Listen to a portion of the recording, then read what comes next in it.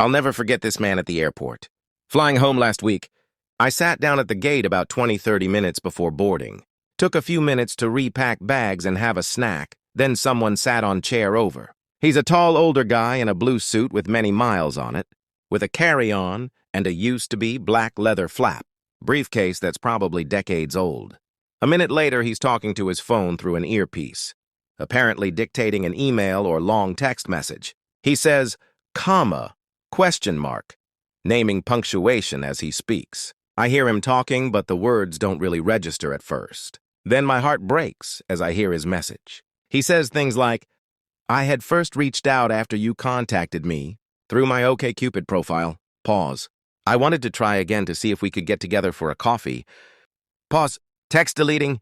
I'd really like to have a conversation with you.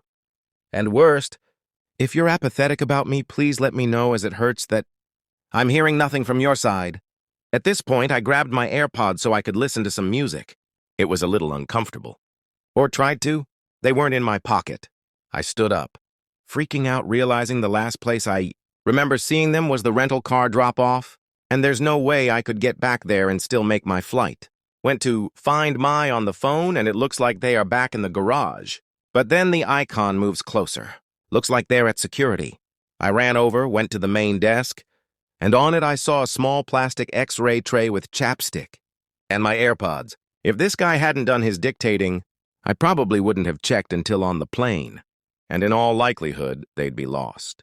I walked back to the gate, still 5 minutes or so to board, and realized I needed to thank him for helping me, however unconsciously from his side. I stopped in front of him and said, Excuse me, sir? When I heard you dictating on your phone a moment ago, I realized I didn't have my own headphones, and was able to go back and find them before we left. If you hadn't been dictating, I probably would have lost mine. You really helped me out without even knowing it, and I want to thank you very much. The smile on his face was really poignant. Big, but with a little bit of a quiver at the edges, as if hiding the sadness behind it. Like he was extra happy to have done something nice for another.